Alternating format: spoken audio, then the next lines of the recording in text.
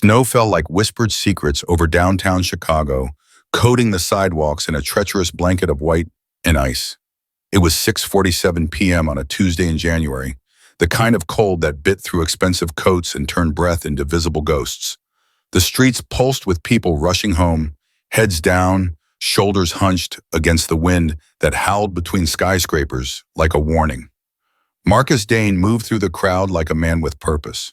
42 years old, CEO of Dane Technologies. Custom-tailored charcoal overcoat that cost more than some people's monthly rent. Leather gloves, cashmere scarf.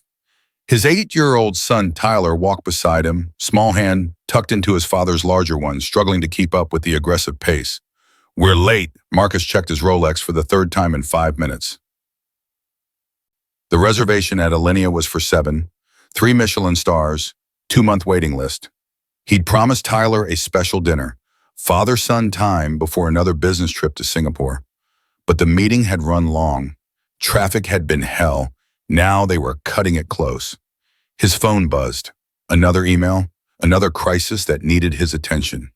Marcus's world existed in a perpetual state of urgency, every moment scheduled, every second accounted for. He didn't see the woman until they were almost past her. She sat against the granite wall of a corporate bank building, knees pulled to her chest, arms wrapped around herself in a futile attempt to preserve warmth. No coat, just a thin gray sweater with holes at the elbows and jeans that had seen too many winters. Her dark hair hung in tangled strands around a face that was younger than the streets should have made it. 30-something maybe. Hard to tell through the grime and exhaustion. She shivered. Not the slight tremble of someone caught off guard by cold. The violent, uncontrollable shaking of a body shutting down. Marcus walked past. Didn't break stride. Didn't make eye contact. The city had taught him that years ago. Don't look. Don't engage. You can't save everyone. You can't even try. But Tyler stopped. The small hand slipped from Marcus's grip. Marcus took 3 more steps before he realized his son was no longer beside him. He turned, impatient, ready to hurry him along.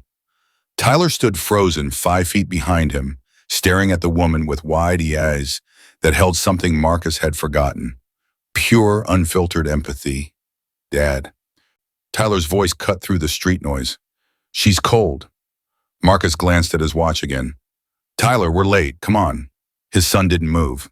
Around them, the river of pedestrians flowed past, parting around the homeless woman like water around a stone. Invisible, inconvenient, ignored. Tyler's eyes filled with tears. "She doesn't have a coat, Dad. She's shaking." Marcus felt heat rise in his face. Not from temperature, from embarrassment. People were looking now. A well-dressed businessman and his child having a standoff over a homeless person. He could see the judgments forming, the assumptions. He walked back to Tyler, placed a hand on his shoulder. "Son, we need to go." But Tyler's small body was immovable. "We have extra coats at home. Can we give her one?" The simplicity of the question was devastating. Marcus opened his mouth, closed it.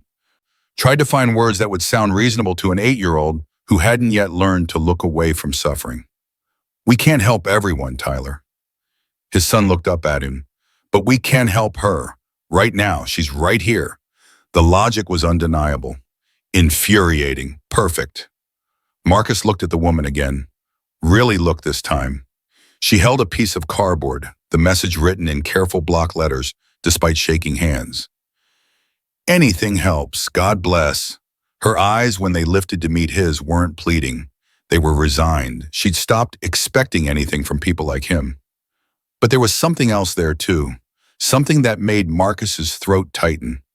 Dignity. Even here. Even like this, she held on to some core of self that refused to be erased. Tyler's tears spilled over. "Please, Dad."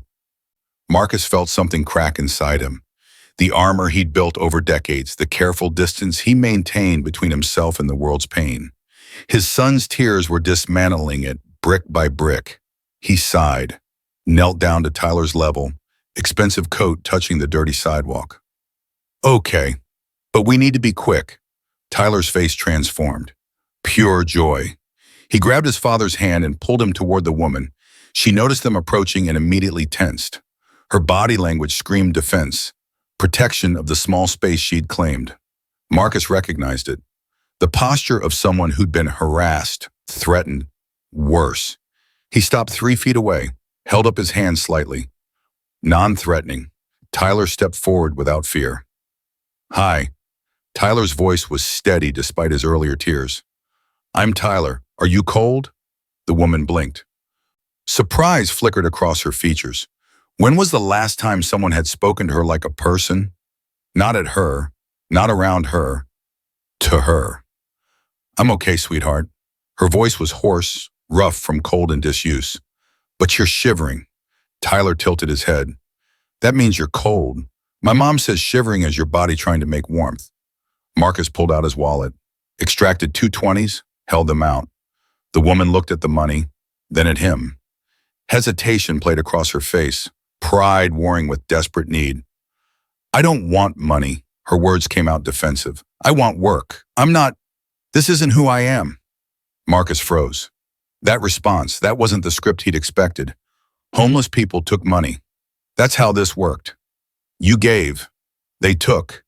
Everyone moved on with their narratives intact. What do you mean? He found himself asking, drawn in despite his better judgment. She straightened slightly. I was a teacher, 5th grade. I had a classroom. I had students who loved me. I wasn't always... Her voice cracked. I lost my job taking care of my mother. She had cancer. Stage 4. I used everything I had, everything I was, trying to save her. And when she died, I had nothing left. No savings, no job, no place to live. Marcus stared. This woman had a story, a life, a before. He'd walked past hundreds, thousands of people like her, never once considering they were anything but their current circumstances. How long have you been out here? 3 months. She looked away. 14 weeks. 98 days. You count them differently when you're hauled. Before Marcus could respond, Tyler moved. His small hands reached for the zipper of his coat. The expensive North Face puffer his mother had bought him for Christmas. $800 of goose down and waterproof fabric.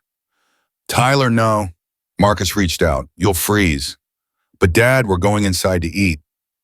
Tyler's logic was crystalline. She's staying out here. The truth of that statement hung in the frozen air between them. They were going to a warm restaurant. She was staying on this frozen sidewalk. Tyler would be fine. She might not be. Before Marcus could stop him, Tyler pulled off his coat and walked directly to the woman. He draped it over her shoulders. It was comically small on her frame, a child's coat on an adult body, but she pulled it around herself like it was the most precious thing she'd ever touched. Thank you. The words came out as a sob. She covered her mouth with her hand, shoulders shaking now for a different reason. Not cold, kindness, the kind that breaks you open because you've forgotten it exists. But she stepped back into his father's side.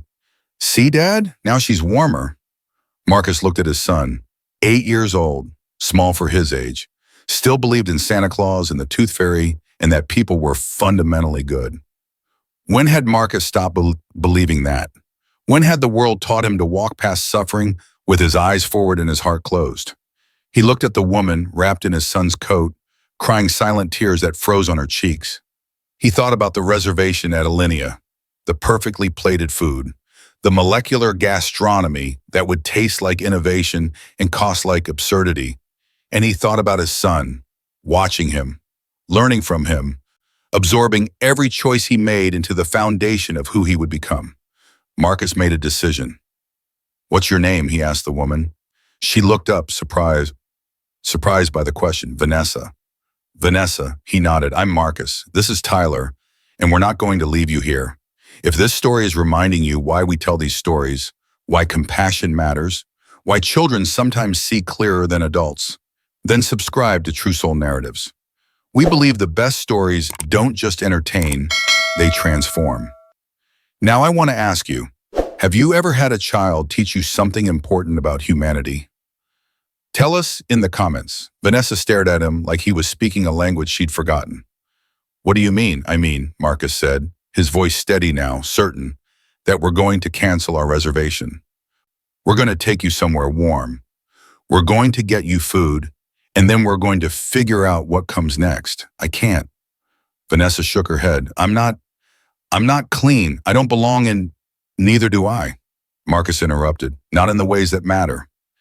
He extended his hand, not with money, just his hand. An offer. A bridge between two worlds that shouldn't have intersected but did, because an 8-year-old boy had the courage to stop walking. Vanessa looked at the hand, then at Tyler, who smiled at her with absolute trust, then back at Marcus. Slowly, shakily, she reached out and took it. Marcus pulled her to her feet. She swayed slightly, malnutrition and cold making her unsteady. Tyler immediately grabbed her other hand, stabilizing her. There's a diner 2 blocks from here, Marcus said. Nothing fancy, but it's warm. And the food is good. Will you join us? Vanessa's tears came harder now. She nodded, unable to speak. They walked together through the snow. A CEO in a $1,000 coat, an 8-year-old boy now shivering without his jacket, a homeless woman wearing that jacket like armor against a world that had forgotten her. Other pedestrians stared. Marcus felt their eyes, their judgments, and for the first time in years, he didn't care. His son had shown him something he'd lost in the climb to success, in the accumulation of wealth and status and power. He'd lost the ability to see people, to stop, to care. Tyler looked up at him as they walked. Are you mad I gave away my coat? Marcus pulled his son close with one arm. No, buddy, I'm proud of you. Will you get me a new one?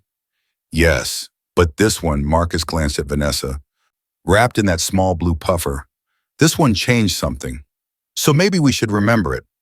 Tyler nodded wisely. Like how you remember important things? Exactly like that. They reached the diner. Warm light spilled from the windows. Inside, booths held families and couples and solitary diners. Normal people. Regular lives. For a moment, Marcus hesitated. What would people think when he walked in with a homeless woman? Then he looked at his son and realized that was exactly the wrong question. The question was, what would Tyler think if he didn't? He opened the door. Let's get you warm, Vanessa won. And they stepped inside together into the light. The diner smelled like coffee and grease and the kind of comfort that expensive restaurants could never replicate. Marcus guided Vanessa and Tyler to a booth in the back corner, away from curious stares. The vinyl seats were cracked, the table chipped, but the heaters worked and warmth radiated from every surface. Vanessa hesitated at the booth's edge. I can't. I'm not clean. Marcus met her eyes. Neither am I. Not in the ways that matter. She searched his face for mockery, found only sincerity, and slowly slid into the seat. Tyler immediately scrambled in beside her, chattering with the boundless energy of a child who'd just done something heroic and knew it. Do you like pancakes? Tyler asked, swinging his legs. I like pancakes, but Dad says I can only have them on weekends because they're too much sugar. But this is special, right, Dad? So maybe we can all have pancakes? Marcus smiled despite himself. Sure, buddy, pancakes for everyone. The waitress appeared, a woman in her 50s with kind eyes and a no-nonsense demeanor. She looked at Vanessa, at Tyler's coat still wrapped around her, and her expression softened. What can I get you folks? 3 orders of pancakes, Marcus said. Coffee for me, hot chocolate for Tyler. And for you, Vanessa? Vanessa's voice was barely audible. Coffee, please. And water. Make that coffee a large, Marcus added. And bring some soup, too. Whatever's hot. The waitress nodded and disappeared. In the sudden silence, Vanessa sat very still, as if afraid that moving too much would shatter whatever spell had brought her here. Tyler filled the quiet with stories about school, about his favorite teacher, Mrs. Henderson, about the science project on volcanoes he was building. And then the food arrived. Vanessa stared at the plate of pancakes like it was a mirage. Steam rose from the golden stack, butter melting into the grooves. Syrup pooled at the edges. She picked up the fork, set it down, picked it up again, tried to cut slowly, deliberately, the way a person with options might eat. She failed. The first bite disappeared, then the second. Then she was eating with the desperate efficiency of someone who didn't know when the next meal might come. Marcus watched without judgment. Tyler kept chattering, oblivious to the weight of the moment, and maybe that was the kindness she needed most. To not be watched, to not be pitied, Halfway through the plate, Vanessa slowed. She looked up, embarrassed. I'm sorry, don't be, Marcus said simply. Eat, she did. And between bites, with Tyler's innocent questions pulling the story out of her like thread from fabric, the truth emerged. My real name is Vanessa Mitchell. She wrapped her hands around the coffee mug, absorbing its warmth. I was a fifth grade teacher at Oakwood Elementary, taught there for 6 years. I loved it, loved my kids. They'd make me cards and bring me apples and tell me I was their favorite. She smiled, but it was ghost-touched, sad. I thought I'd teach forever. What happened? Tyler asked with the bluntness only children possess. Vanessa took a shaky breath. 2 years ago, my mom got sick, cancer, stage 4. The doctor said maybe a year, maybe less. She was all I had left. My dad died when I was young, no siblings, so I quit my job to take care of her. Marcus felt something twist in his chest. I drained my savings on treatments that didn't work, clinical trials, alternative medicine, anything that promised hope. 18 months of watching her fade, and then she was gone. Vanessa's voice cracked. After the funeral, I realized I had nothing. No job, no savings, no support system. All my friends had drifted away during the caregiving years. I fell into depression. Couldn't bring myself to go back to teaching. Couldn't face those kids when I felt so empty. She stared into her coffee. I missed rent payments, got evicted, tried shelters, but they're full. Dangerous. I thought it would be temporary, that I'd find a way back. But the longer you're out there, the more invisible you become. People look through you, like you're already a ghost. Tyler reached over and touched her hand. I saw you. His voice was matter-of-fact. You're not invisible. Vanessa's eyes filled with tears. No, sweetheart, you're right. Thank you for seeing me. Marcus cleared his throat, emotions threatening to overwhelm him. Tyler turned to his father suddenly. Dad, were you ever cold? The question landed like a punch. Marcus set down his coffee cup. He never talked about his childhood, never looked back at those years. But something in this moment, in this booth with this woman and his son, demanded honesty. Yes, his voice was low. I was cold once when I was 9. Your age, Tyler. Really? Heller leaned forward, fascinated. Marcus nodded. I grew up with just my dad. He worked construction. Good man. Worked hard. But that winter, he got injured on a job site. Broke his leg. Couldn't work for 3 months. We had no savings, no insurance, and when you can't work, you can't pay bills. What happened? We had no heat. Marcus's jaw tightened at the memory. It was the coldest winter Chicago had seen in decades. We wore our coats inside the apartment, slept in layers. I remember seeing my breath in my own bedroom. I remember being so cold that my fingers hurt when I tried to do homework. Tyler's eyes widened. That's awful. My dad was too proud to ask for help, too ashamed. He thought asking meant failing. So we just endured, waited for spring, waited for his leg to heal. Marcus looked at Vanessa. I remember what that cold felt like, the kind that gets into your bones and stays there, the kind that makes you wonder if you'll ever be warm again. How did you? Vanessa started. I built my company so I'd never be cold again, Marcus said simply. Worked 3 jobs through college, slept 4 hours a night, clawed my way up until I had enough money, enough power, enough control that winter could never touch me again. He paused, but somewhere along the way I forgot what it felt like. Forgot to see people who were still in it. He looked directly at Vanessa. You reminded me, tonight, on that sidewalk. You reminded me. The silence that followed was heavy with understanding.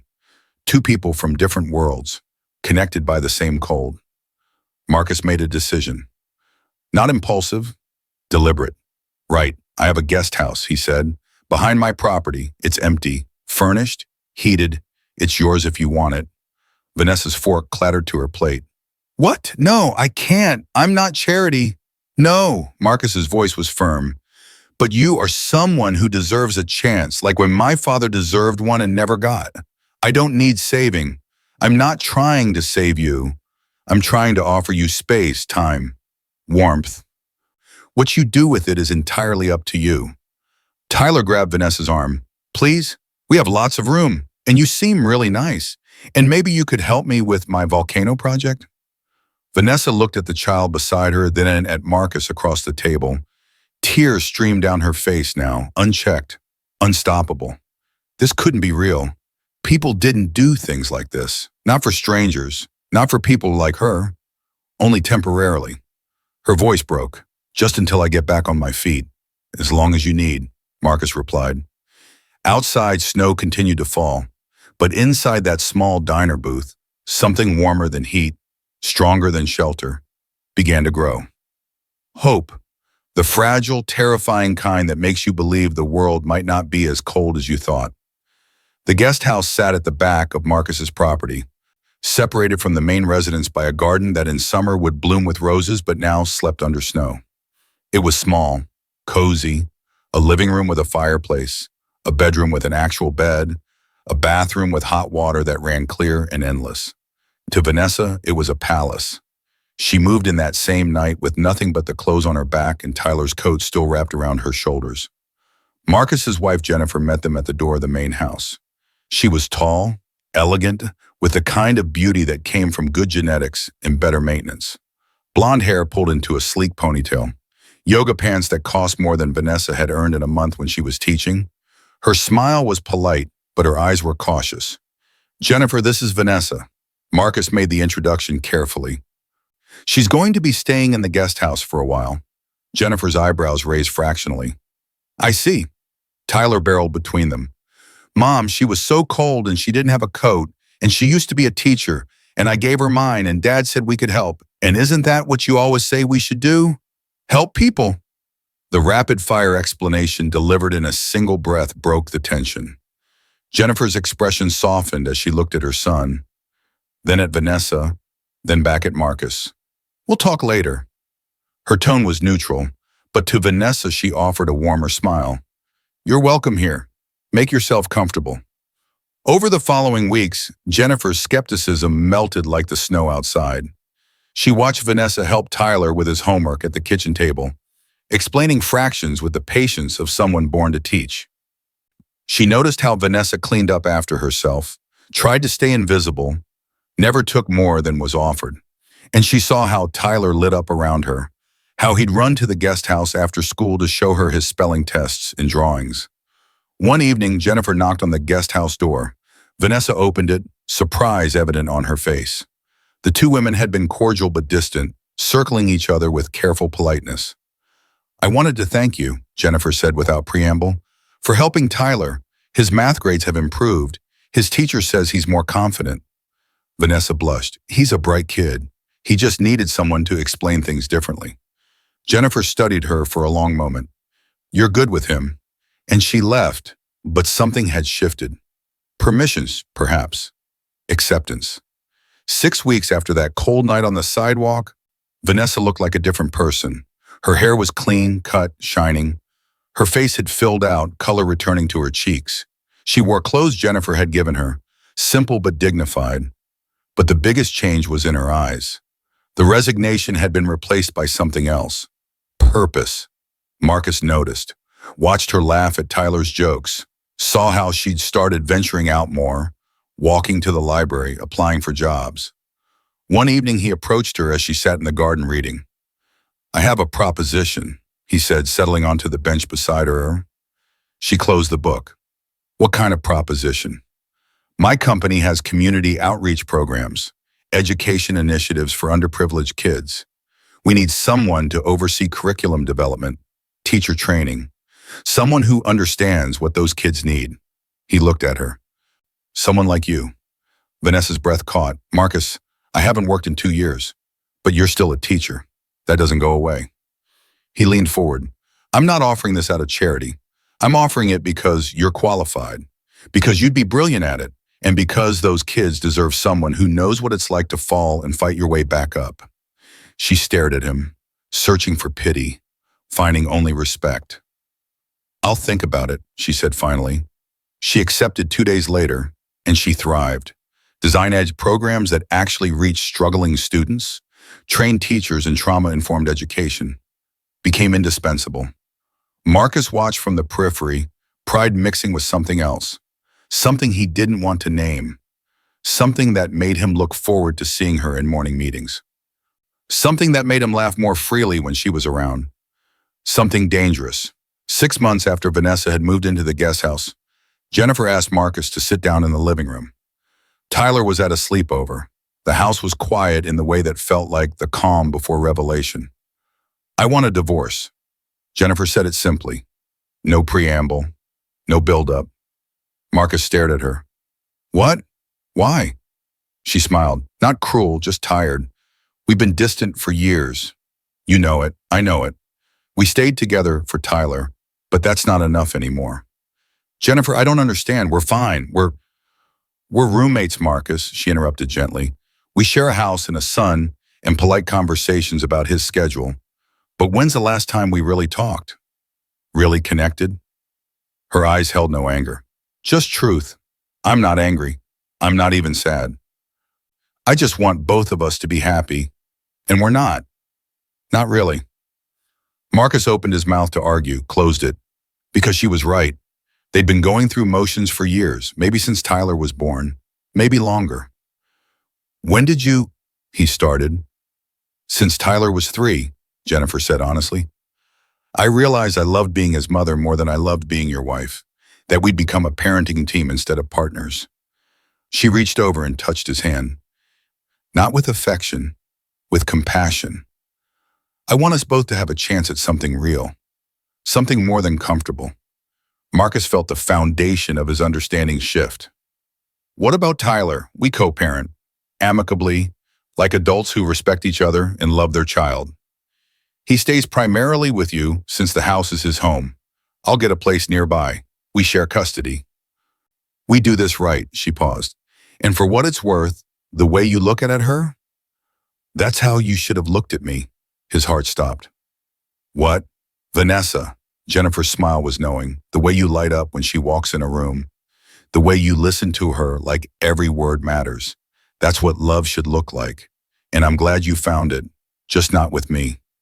"Jennifer, I haven't—" "I know," she said, "but you will. And when you do, don't feel guilty. We gave each other Tyler. That's enough." 6 months of paperwork, mediation, and careful restructuring later, Marcus sat in a house that was legally his alone. Jennifer had moved into a condo 15 minutes away. Tyler split his time, adjusted remarkably well, seemed almost relieved that his parents were happier apart. Vanessa had moved into her own apartment 3 months prior. A small place near the office, filled with secondhand furniture and books, and the tentative hope of someone rebuilding. She'd reconnected with teaching through volunteer tutoring, had started therapy, was slowly becoming whole again. Tyler's 9th birthday party filled Marcus's backyard with children and chaos and joy. Vanessa had arrived with a homemade cake shaped like a volcano in honor of his science project. Tyler had screamed with delight and hugged her with the unself-conscious affection of a child who'd claimed her as family. After the guests left and Tyler had crashed upstairs, sugar-logged and exhausted, Vanessa stayed to help clean up. They worked in comfortable silence, gathering paper plates and deflating balloons. Marcus watched her move through his kitchen like she belonged there, and he realized she did, had for months. In all the ways that mattered. "Vanessa." His voice stopped her mid-reach for a cup. She turned. "Yeah? I think I'm falling for you." The words landed in the space between them. Heavy, true, terrifying. Vanessa froze, put down the cup. "Marcus, I owe you everything. My confusion about what's gratitude versus, I don't want gratitude." He stepped closer. "I never did. But you saved me. You gave me everything. How do I know what I feel is real and not just, stop?" He closed the distance. "I understand if this is too complicated. If I'm your boss, your benefactor, all the power dynamics. If you need me to back away, I will. But I needed to say it. Needed you to know." Vanessa looked at him for a long moment, tears gathering in her eyes. Then she laughed. A sound caught between joy and disbelief. "Stop." She echoed his word. I'm falling for you too. Have been for months. I just didn't know if it was real or just rescue syndrome or gratitude disguised as something else. She wiped her eyes, but it's real, Marcus. What I feel for you. It's terrifying and real, and I don't know what to do with it. He smiled, reached for her hand. We figure it out.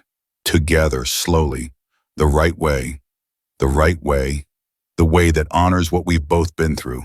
That respects Tyler. That doesn't rush. He squeezed her fingers. I've waited this long. I can wait longer. She stepped closer, rested her forehead against his. What if I don't want to wait? And in that kitchen, surrounded by birthday debris and the soft sound of Tyler's breathing from upstairs, Marcus kissed her. Gentle, real, full of promise. This wasn't rescue. This wasn't gratitude. This was two people who'd found each other in the cold and decided to build something warm, something lasting, something true. Are you guys gonna kiss or keep talking forever? Marcus and Vanessa jumped apart like teenagers caught by a parent. They turned to see Tyler sitting on the stairs, chin resting on his hands, watching them with the knowing expression of a child who understood far more than adults gave him credit for. Tyler. Marcus cleared his throat. I thought you were asleep. I was almost asleep. Tyler stood and walked down the stairs in his dinosaur pajamas. But then I heard you talking and it sounded important. He looked between them. So are you boyfriend and girlfriend now? Vanessa laughed, the sound breaking the tension. I think, maybe. She looked at Marcus. Are we? If you'll have me. Marcus said softly. Tyler pumped his fist in the air. Yes. Does this mean Vanessa's going to live here? Like forever? Not that fast, buddy. Marcus ruffled his son's hair. But maybe someday. Tyler walked over to them, suddenly serious beyond his years. Dad, remember when you said we can't help everyone? Marcus nodded, curious where this was going. But we helped her, Tyler gestured at Vanessa. And she helped us. She helps me with homework. She makes you smile more. She's not sad anymore. His logic was perfect. Devastating. So maybe we can help everyone. One person at a time. The words hung in the air. Marcus felt his throat tighten. He knelt down and pulled his son into a fierce hug. When did you get so smart? Tyler's voice was muffled against his father's shoulder. I've always been smart. You just started listening. Marcus pulled back, looking at his son with wonder. You're right. You're absolutely right. Vanessa wiped tears from her eyes. Come here, you. She opened her arms and Tyler crashed into her, completing the embrace. The three of them stood there in the kitchen, holding each other, a family that hadn't existed a year ago, but felt inevitable now.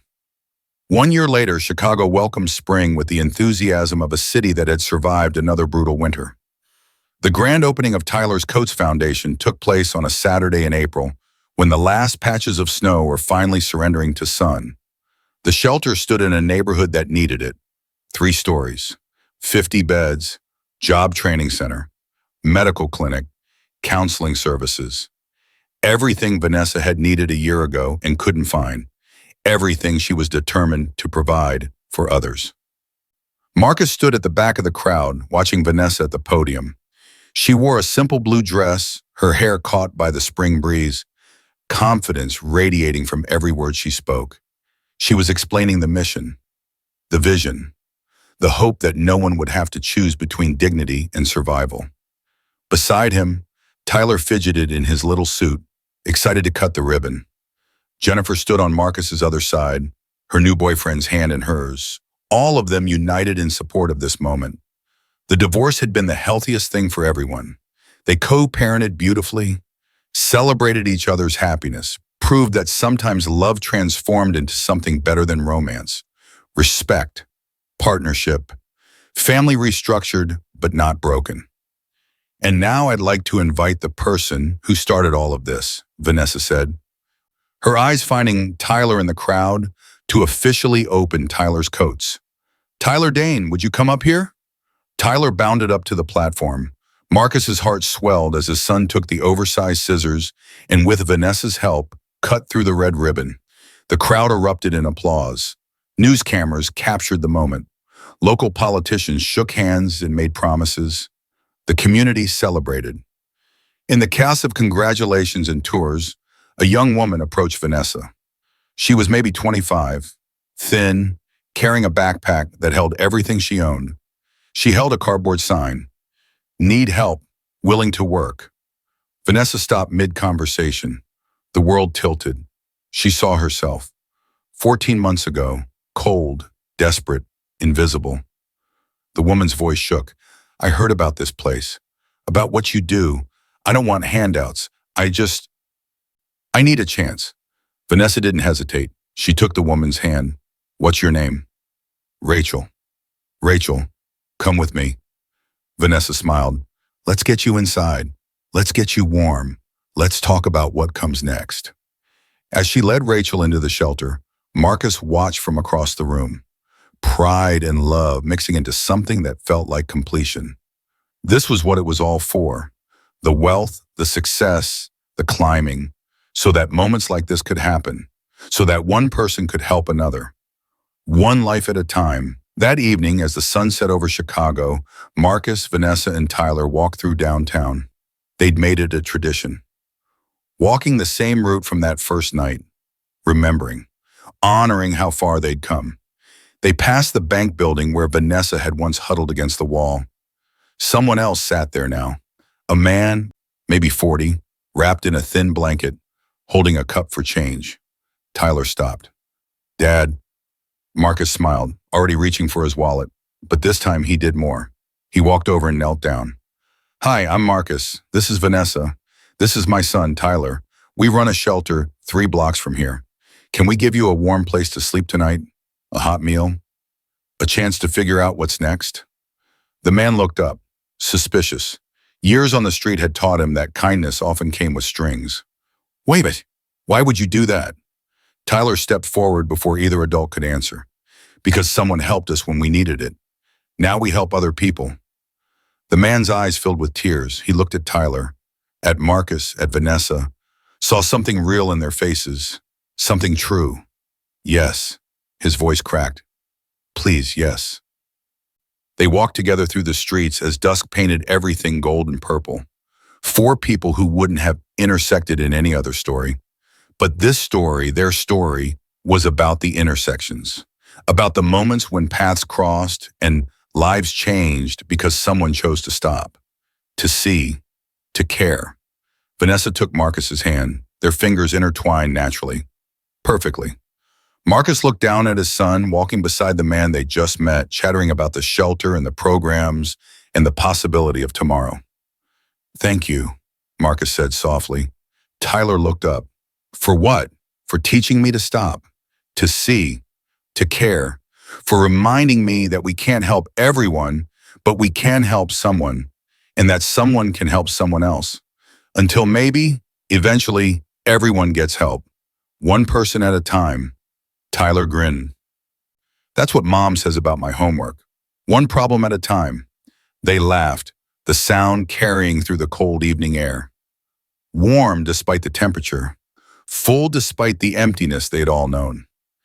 As they approached the shelter, its windows glowing with light and life and promise, Vanessa looked back at the city behind them, at all the corners where people still sat, still shivered, still hoped someone would stop. Sometimes she thought the coldest winter leads to the warmest spring. Sometimes being lost is exactly how you find home. Sometimes falling is the only way to learn to stand. And sometimes all it takes is one voice, one child, one moment of courage to say, "She's cold. Let's help her." They walked inside, together, into the light, and outside throughout Chicago, on corners and under bridges and in doorways, people waited. Cold, hoping, invisible to most, but not to everyone, because Tyler Dane had taught his father to see, and Marcus had taught Vanessa to hope, and together they were teaching a city that maybe, just maybe, no one had to be cold and alone. Not if one person stopped, not if one person cared, not if one person said, "Come with me, let's get you warm." The shelter doors closed behind them, but the light stayed on, a beacon, a promise, a reminder that the world could be cruel and cold and crushing, but it could also be kind. One person at a time, one coat at a time, one moment of compassion at a time. And maybe that was enough. Maybe that was everything. You've just heard a story about a child who changed his father, a father who saved a stranger, and a stranger who transformed a community. Stories like this don't just entertain, they challenge us to look at our own lives and ask, when was the last time I stopped? When was the last time I really saw someone who needed help? If this story stirred something in you, if it made you feel even a fraction of what these characters felt, then maybe you're ready for more stories that remind us what it means to be human. True soul narratives exist because these stories matter, because you matter, because the person on the corner matters. Subscribe, not for us, for the reminder you might need tomorrow when you walk past someone who's cold. Now tell us, have you ever been the person who stopped, or the person someone stopped for? Share your story in the comments, because every story matters, especially yours.